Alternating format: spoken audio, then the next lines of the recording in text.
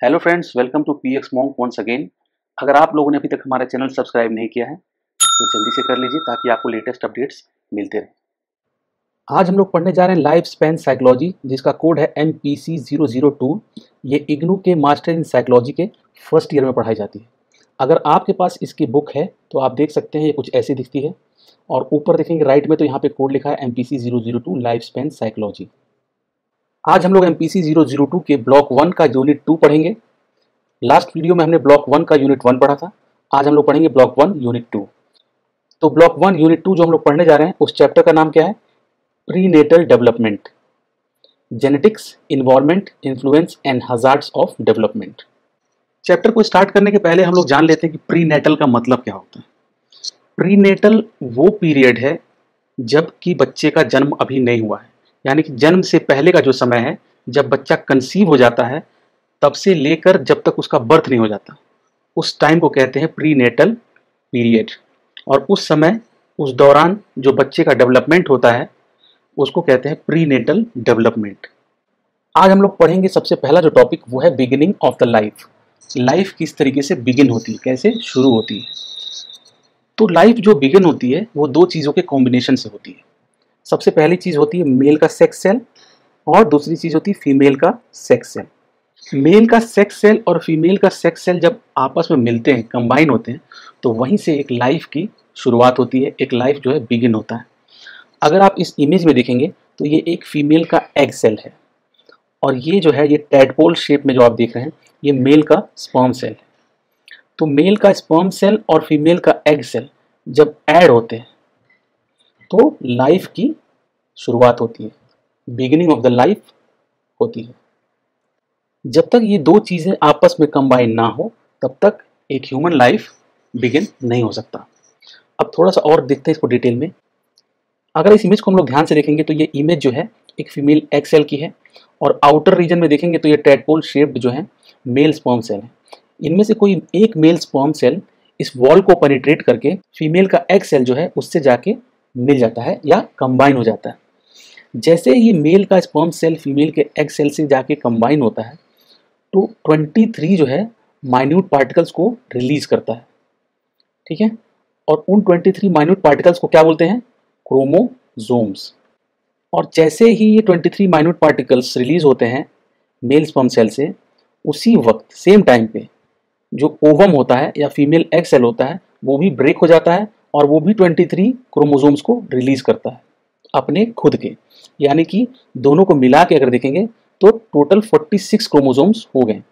तो ये हम कह सकते हैं कि एक लाइफ जब बिगिन होती है तो शुरू में वो 46 क्रोमोसोम्स के रूप में होती है, वहीं से लाइफ की शुरुआत होती है।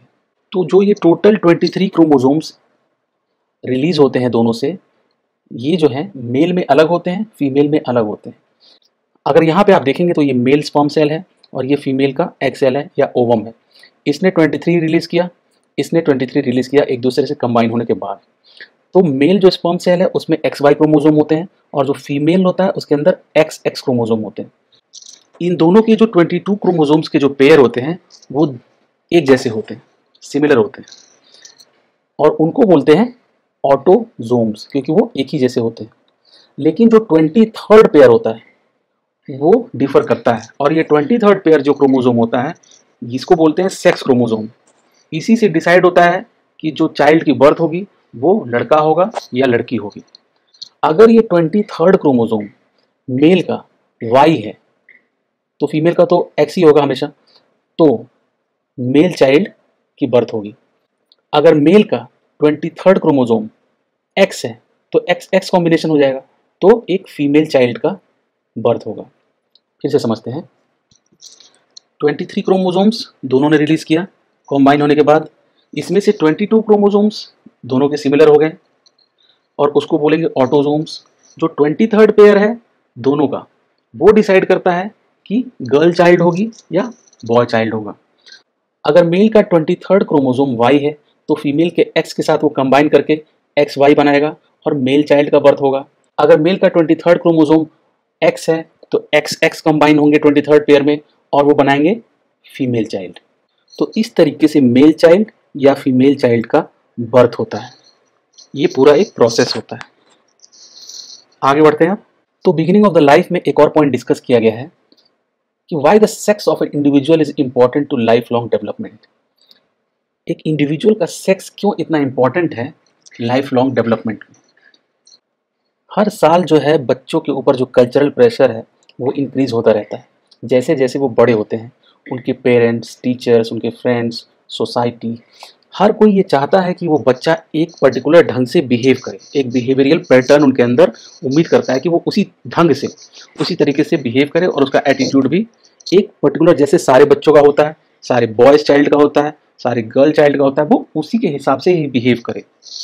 तो जो बच्चे ये सीख जाते हैं कि एक सोसाइटी में किस तरीके से बिहेव करना है, उन बच्चों को सोसाइटी एक्सेप्ट कर लेती है। और जो बच्चे वो चीज़ नहीं सीख पाते हैं उनको सोसाइटी एक्सेप्ट नहीं करती है और उनसे हमेशा प्रॉब्लम क्रिएट होता है, क्योंकि वो थोड़े से अलग होते हैं। आपने देखा होगा कि जो बच्चे होते हैं उनके खिलौने भी जेंडर वाइज अलग होते हैं और उनको वही ज़्यादातर खिलौने दिए जाते हैं। जैसे गर्ल चाइल्ड को आप देखेंगे उनको पसंद भी वही होता है क्योंकि इनके आसपास का माहौल ही वैसा होता है। तो गर्ल चाइल्ड जो होती है वो ज़्यादातर उसको पिंक कलर पसंद होता है, उसके खिलौने जो होते हैं वो डॉल्स होती हैं या कुछ डेकोरेशन के स्टफ होते हैं। वहीं जो बॉय चाइल्ड है उसके खिलौने होते हैं थोड़े से क्रिकेट होगा या फिर उसके जो है गन्स होंगी या फिर गाड़ियाँ होंगी, तो इस टाइप के खिलौने से खेलना पसंद करते हैं। लेकिन जब इसका उल्टा होता है तो लोग थोड़ा सा ऑब्जेक्ट करते हैं, यानी कि गर्ल जब बॉयज़ के गेम खेलती है या फिर बॉयज़ जब गर्ल्स के गेम खेलते हैं या थोड़ा सा बिहेवियर जो बॉयज़ का थोड़ा सा गर्लिश हो जाता है या गर्ल्स का बिहेवियर थोड़ा सा बॉयिश हो जाता है, तो वो बॉयज़ जो गर्ल्स के गेम में ज़्यादा इंटरेस्ट दिखाते हैं या फिर गर्ल्स के गेम ज़्यादा खेलते हैं उनको बोलते हैं सीसी। और जो गर्ल्स होती हैं वो बॉयज़ के गेम्स जब खेलती हैं या फिर उनके जैसे बिहेव करती हैं तो उनको बोलते हैं टॉम बॉय। यानी कि हर किसी के दिमाग में एक बिहेवियरल पैटर्न है कि ये सेक्स, ये जो है जेंडर इस तरीके से ही बिहेव करना चाहिए, इस तरीके से ही एक्ट करना चाहिए, उसको ये चीज़ें करनी चाहिए, ये चीज़ें नहीं करनी चाहिए। तो ये बहुत ही इम्पोर्टेंट होता है लाइफ लॉन्ग डेवलपमेंट में किसी भी इंडिविजुअल का सेक्स। अब इन सब चीज़ों में पेरेंट्स का रोल बहुत इंपॉर्टेंट होता है कि पेरेंट्स किस तरीके से अपनी बात को रखते हैं, बच्चों की बात को समझते हैं या फिर बाहर से जो बच्चे देख रहे हैं, सीख रहे हैं, उसका क्या उनके दिमाग पे असर हो रहा है। ये सब चीज़ें पेरेंट्स के हाथ में होती हैं। पेरेंट्स को इसको बहुत ही बारीकी से ट्रीट करना चाहिए। तो ये कह सकते हैं कि attitude of parents and other family members are also important to individuals. अगर मान लीजिए कि किसी घर में एक बच्चा है जिसको अच्छे से ट्रीट नहीं किया जा रहा, जिसके ऊपर ज़्यादा ध्यान नहीं दिया जा रहा, उसके अर्ली ईयर्स के जो फाउंडेशंस हैं, जब वो चीज़ों को सीख रहा है, देख रहा है, जान रहा है, उस समय उसके ऊपर अगर ध्यान नहीं दिया जा रहा है तो उसके अंदर एक नेगेटिव एटीट्यूड डेवलप हो जाएगा। अगर मान लेते हैं किसी घर में 2 बच्चे हैं जो कि ट्विन्स हैं, तो अगर मदर जो है किसी एक बच्चे पे ज़्यादा फोकस कर रही है और दूसरा बच्चा निग्लेक्ट हो जा रहा है, तो उस केस में भी उस बच्चे के अंदर नेगेटिव जो है एटीट्यूड डेवलप होगा और नेगेटिव पर्सनैलिटी डेवलप हो जाएगी जो आगे चल के देखने को मिलेगी। तो ये सब चीज़ें एक इम्पॉर्टेंट आस्पेक्ट हैं लाइफ लॉन्ग डेवलपमेंट के, जो कि सेक्स से रिलेटेड है और उसका एक बहुत ही इंपॉर्टेंट रोल है पूरे के पूरे लाइफ लॉन्ग डेवलपमेंट में। इस इमेज के थ्रू हम लोग ये समझते हैं और ये देखते हैं कि एक प्रीनेटल डेवलपमेंट का क्या प्रोसेस है, कौन कौन से स्टेजेस होते हैं और किस तरीके से ये पूरा प्रोसेस होता है। तो हमने ये बात कर ली है ऑलरेडी कि जब एक मेल स्पर्म सेल और एक फीमेल का एग सेल जब एक दूसरे से कंबाइन होते हैं तो वो फीमेल का जो एग सेल है वो फर्टिलाइज हो जाता है। तो ये फर्स्ट स्टेप है फर्टिलाइजेशन ऑफ द एग। जब ये एग फर्टिलाइज होता है तो वो ब्रेक होने लगता है, जैसे कि हमने पहले बोला था कि वो क्रोमोसोम्स में ब्रेक होने लगता है। तो सबसे पहले आता है 2 सेल स्टेज, ये 2 सेल में ब्रेक होता है, फिर 4 सेल में, फिर 8 सेल में, ऐसे कर करके वो ब्रेक होता जाता है। फिर उसके बाद का जो स्टेज आता है उसको बोलते हैं एम्ब्रियो, जो इसमें अभी इमेज में नहीं देखेंगे, आगे देखेंगे हम लोग। और एम्ब्रियो के बाद जो नेक्स्ट स्टेप आता है, एम्ब्रियो जब होता है, एम्ब्रियो वो स्टेज है जबकि बच्चे के जितने भी ऑर्गन्स हैं वो धीरे धीरे डेवलप होना शुरू हो जाते हैं। और फिर उसके बाद का जो स्टेज होता है उसको बोलते हैं फिटस या फोटस। और 9 मंथ के अंदर वो बच्चा कम्प्लीटली डेवलप हो जाता है और फिर उसका बर्थ होता है। तो आगे बढ़ते हैं और देखते हैं कि characteristics of the prenatal period क्या होता है।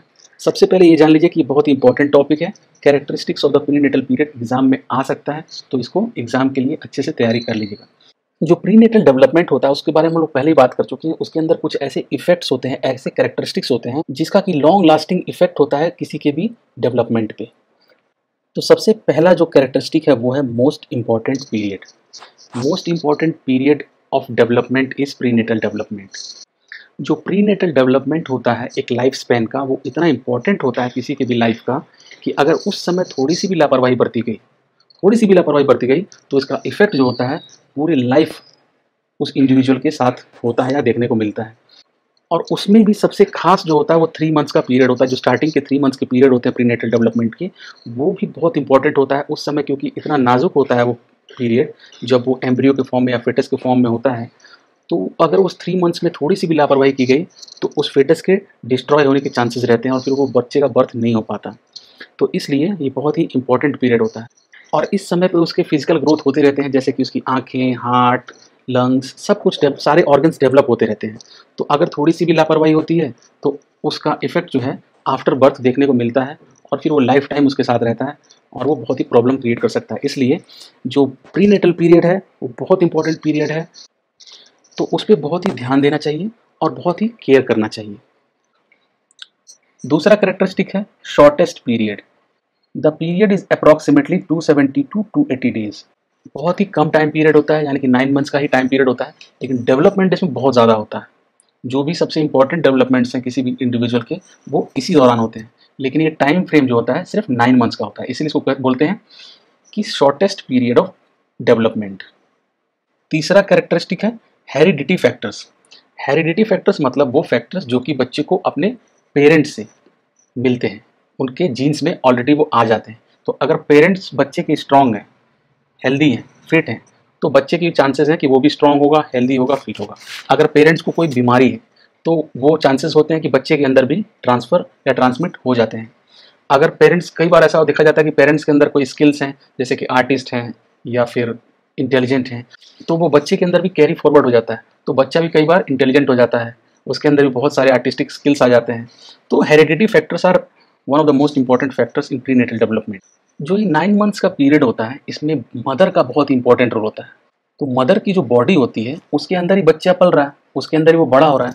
तो अगर मदर की बॉडी के अंदर प्रॉब्लम हुई तो बच्चे को अपने आप प्रॉब्लम हो जाएगी। तो मदर के लिए, मदर की बॉडी के लिए जो भी फेवरेबल या अनफेवरेबल कंडीशंस होते हैं वो बहुत इंपॉर्टेंट रोल प्ले करते हैं बच्चे की डेवलपमेंट में। अगर मदर को अच्छे से खाने को नहीं मिल रहा, उसको अच्छा टेम्परेचर नहीं मेंटेन किया गया है, उसको किसी चीज़ से प्रॉब्लम है, वो मदर स्मोक कर रही है या फिर अल्कोहल ले रही है या फिर ऐसा कुछ भी कर रही है जो उसके हेल्थ के लिए सही नहीं है, तो उसका इफेक्ट जो है बच्चे पे भी देखने को मिलेगा। ऐसा कई बार देखा जाता है कि जो मदर्स जो होती हैं, जो स्मोक करती हैं, ड्रिंक करती हैं, उस दौरान खासकर जब वो बच्चा जो है कंसीव किए हुए हो, तो उन बच्चों के अंदर कोई ना कोई प्रॉब्लम आ जाती है, चाहे वो मानसिक प्रॉब्लम हो या चाहे वो फिजिकल प्रॉब्लम हो। तो मदर की बॉडी के अंदर, क्योंकि बच्चे तो पल रहे हैं, तो इसलिए मदर जो भी खाती है, जो भी पीती है, जैसे भी माहौल में रहती है, जैसा वो सोचती है, उन सब का बहुत ही इंपॉर्टेंट रोल होता है उस बच्चे के डेवलपमेंट में और उन सब का असर देखने को मिलता है आगे चल के जब वो बच्चे का बर्थ होता है। तो कोशिश ये करनी चाहिए कि मदर को बहुत ही उसके हिसाब से, जैसा उसके फेवर में हो, ऐसा कंडीशंस, ऐसा माहौल बनाया जाए, खाने को, पीने को और उसके आसपास की चीज़ें ऐसी रखी जाएँ जो बच्चे के लिए और उस माँ के लिए दोनों के बेनिफिट का हो। अब जो 5वां फैक्टर हम लोग बात करने जा रहे हैं, कैरेक्टरिस्टिक जो है, वो ये है कि जो बच्चे का जो सेक्स होता है वो मेल होगा या फीमेल होगा, तो sex of the baby is fixed at the time of conception. तो बच्चे की जो सेक्स है या उसका जो जेंडर है वो कंसेप्शन के टाइम पे ही फिक्स हो जाता है।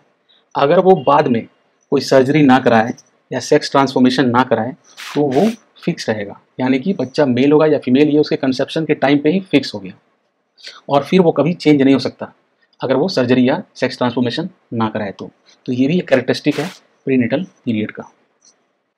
6th कैरेक्टरिस्टिक इसका ये है कि during the prenatal period proportionally greater growth and development take place than any other time throughout the entire life of human. जो प्रीनेटल पीरियड है उस टाइम पे इतना ज़्यादा डेवलपमेंट होता है, क्योंकि एक छोटे से सेल से फिर वो किस तरीके से ह्यूमन चाइल्ड में कन्वर्ट होता है, तो इतना ज़्यादा डेवलपमेंट होता है। बर्थ के बाद जो भी डेवलपमेंट होते हैं उससे कई गुना ज़्यादा जो है डेवलपमेंट बच्चे का प्रीनेटल पीरियड में ही हो जाता है। अगर आप अगला जो कैरेक्टरिस्टिक पढ़ेंगे तब आपको ज़्यादा समझ में आएगा। It is observe that during this time weight increases 11 million times. यानी कि जो वेट होता है एक बच्चे का, एक चाइल्ड का जो वेट होता है जब वो कंसीव होता है तब से लेकर जब तक उसकी बर्थ नहीं होती है तब तक 11 मिलियन टाइम्स उसका वेट जो है इंक्रीज हो चुका होता है जब वो एक सिंगल सेल होता है, और तब से लेकर जब वो चाइल्ड जो है बर्थ के लिए तैयार होता है तब तक वो 11 मिलियन टाइम्स उसका वेट जो है इंक्रीज हो चुका होता है। अब आप सोचिए कि कितना ज़्यादा डेवलपमेंट होता है इस प्रीनेटल पीरियड में।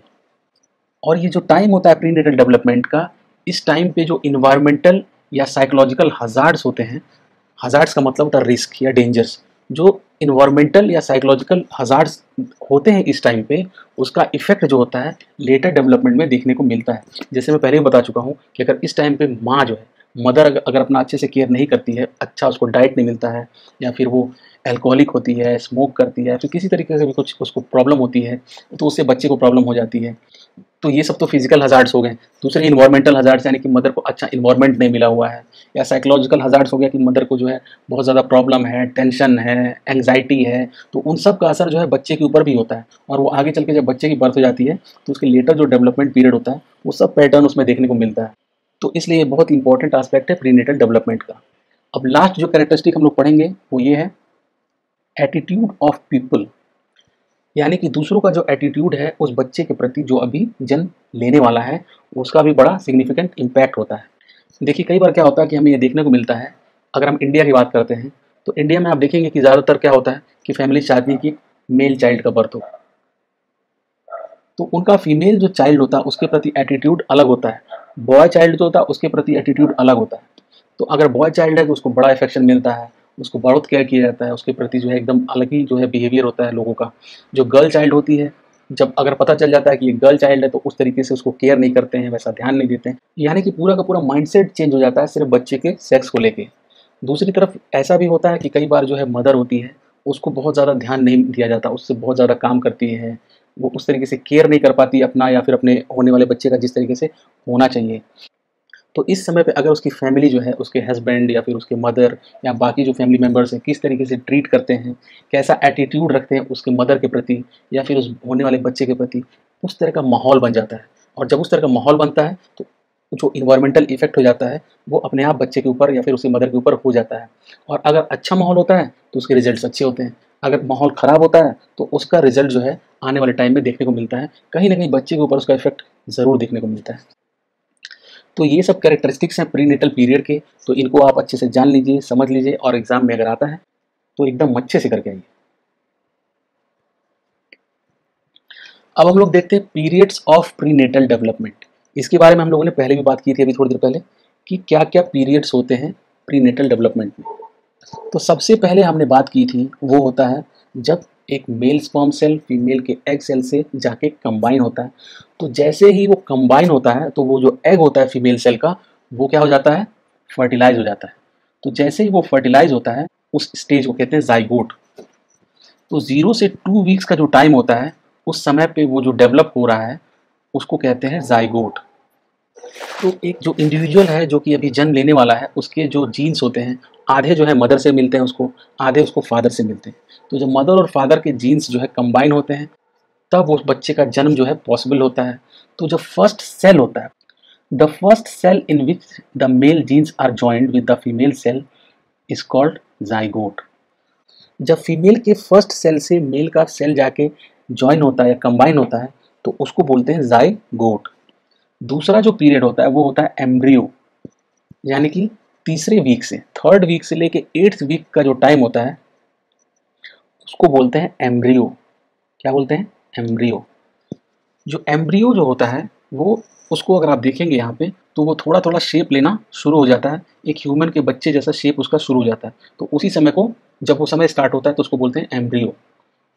तो एम्ब्रियो का जो स्टेज होता है उस समय पे जो सेल्स होते हैं वो काफ़ी तेज़ी से मल्टीप्लाई होते हैं, बहुत तेज़ी से बढ़ते रहते हैं। और जो एक इंडिविजुअल के जो फंक्शंस होते हैं जैसे उसका ब्रेन, आईज, उसके जो लंग्स, ये सारे जितने भी ऑर्गन्स हैं वो धीरे धीरे यहीं से डेवलप होना शुरू हो जाते हैं और वो एक शेप लेने लगता है ह्यूमन चाइल्ड का। उस समय को कहते हैं एम्ब्रियो। थर्ड जो स्टेज होता है वो होता है फिटस या फोइटस भी बोलते हैं। 9 वीक से लेके जब तक बच्चे की बर्थ नहीं हो जाती तब तक के स्टेज को बोलते हैं फेटस। यानी कि एम्ब्रियो जो है अब इतना डेवलप हो चुका है कि उसको फेटस कहा जा सकता है। जो फेटस का जो स्टेज होता है एक बच्चे का, उस समय पे जो उसके ऑर्गन्स होते हैं, जो हमारे जितने भी ऑर्गन्स हैं वो सारे शेप ले चुके होते हैं, सब स्ट्रक्चर उनका बन चुका होता है, अब बस उनको धीरे धीरे डेवलप होना है। तो 9 वीक से लेके बर्थ तक वो धीरे धीरे डेवलप होते रहते हैं और इस पूरे ड्यूरेशन को बोलते हैं फेटस। अगर इसको हम लोग और डिटेल में थोड़ा सा देखना चाहते हैं कि कौन कौन से जो डेवलपमेंट्स होते हैं किस किस ड्यूरेशन में होते हैं, तो इस इमेज को देखते हैं।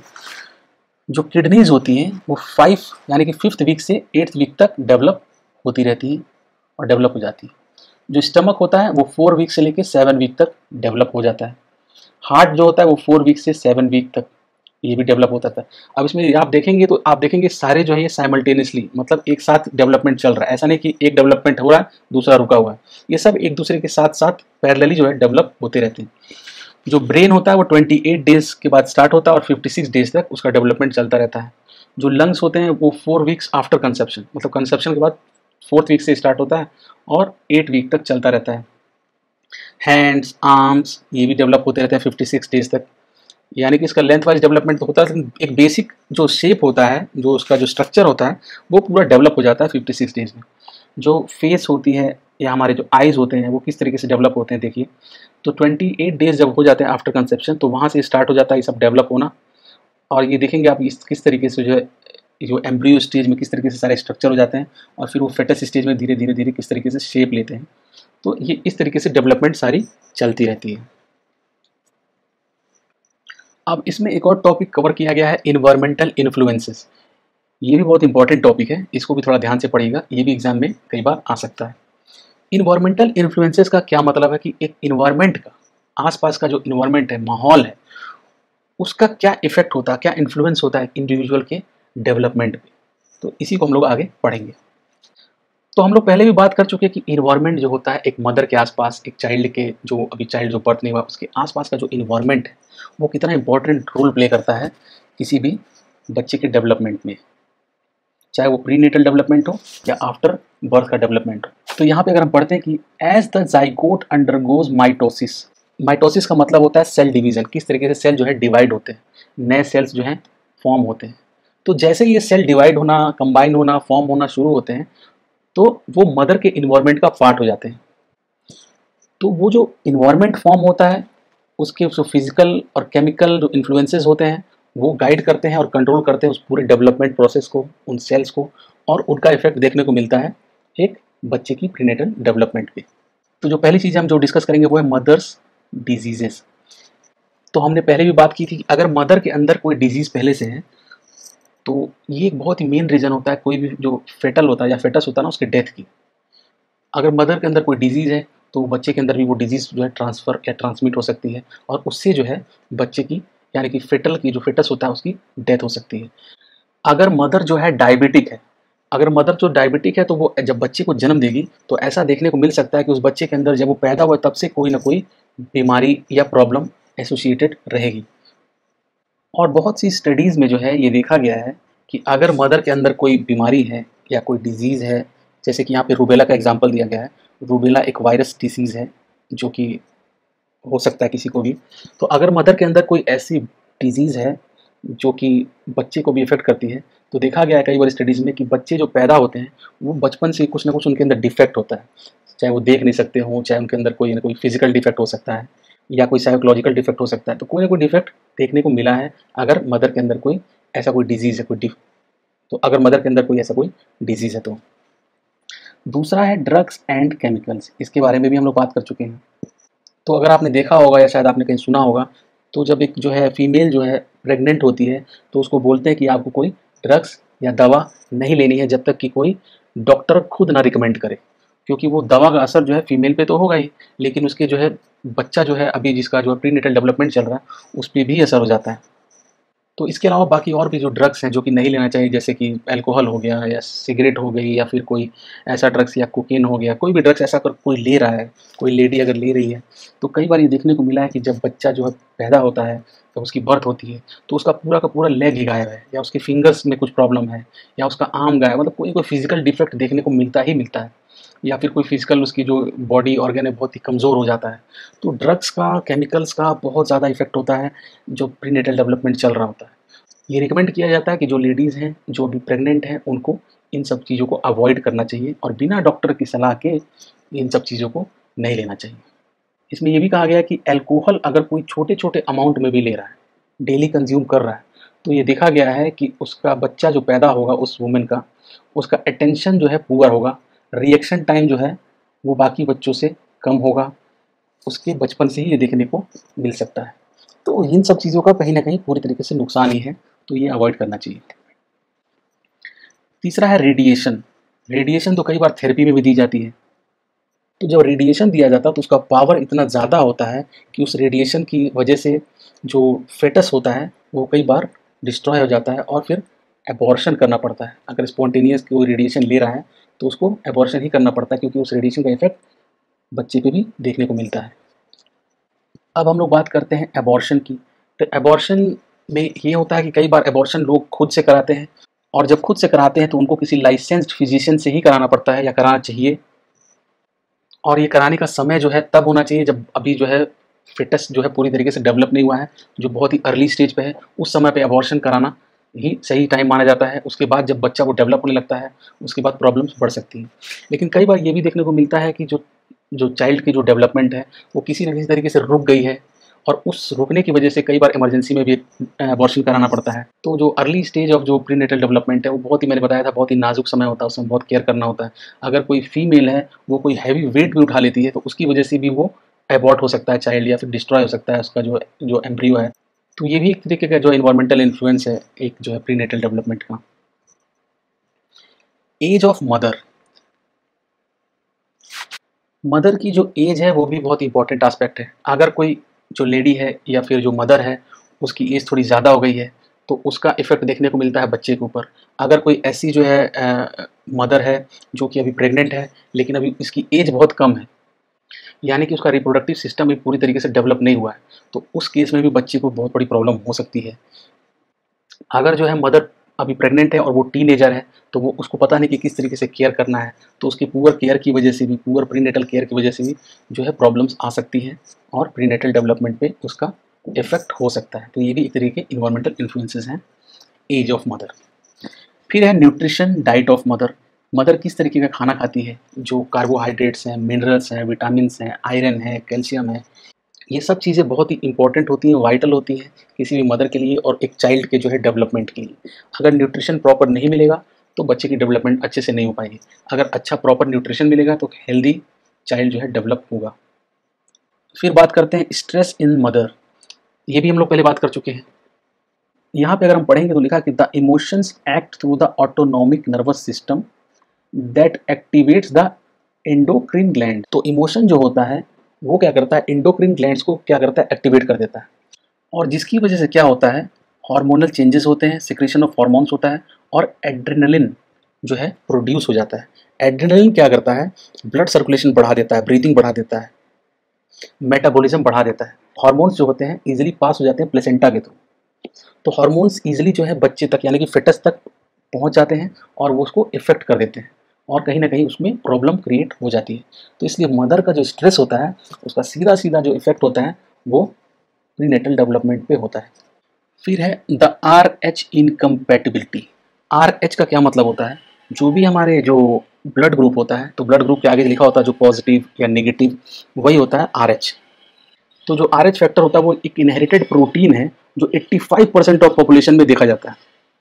प्रॉब्लम तब स्टार्ट होती है जब मेल के अंदर RH पॉजिटिव फैक्टर हो और फीमेल के अंदर RH नेगेटिव फैक्टर हो, और जो चाइल्ड डेवलप हो रहा है उसके अंदर RH पॉजिटिव फैक्टर हो। तो जो फीमेल का जो RH नेगेटिव फैक्टर हो वो अगर गलती से जाके चाइल्ड के RH पॉजिटिव फैक्टर से मिल जाएगा तो उसके ब्लड सेल्स को वो डायरेक्टली जो है इफेक्ट करेगा और उसकी वजह से बहुत ढेर सारी प्रॉब्लम्स हो सकती है। तो ये जितने भी इन्वायरमेंटल इन्फ्लुएंसेस पढ़ें इनको समझना और जानना बहुत ज़रूरी है, वो किस तरीके से प्रीनेटल डेवलपमेंट को इफेक्ट करते हैं और क्या क्या उनके कैरेक्टरिस्टिक्स हैं, सब कुछ हमने जान लिया। और इसी के साथ ख़त्म होता है हमारा आज का ये chapter prenatal development. Thank you friends. अगर आपको हमारा पढ़ाने का तरीका अच्छा लग रहा है तो आप हमें लाइक करिए, कमेंट करिए, शेयर करिए वीडियोस को और सब्सक्राइब तो ज़रूर कर लीजिए ताकि आपको लेटेस्ट अपडेट्स मिलते रहें। आपके इनपुट से ही हम और अच्छे वीडियोस बना सकते हैं और आप तक बहुत ही अच्छे से अपनी बात को पहुंचा सकते हैं, जिससे कि आपको साइकोलॉजी जो है एकदम अच्छे से समझ में आ जाए। अब हम लोग मिलेंगे अपने नेक्स्ट वीडियो में, block 1 unit 3। Thank you friends for listening me so carefully. See you in the next video.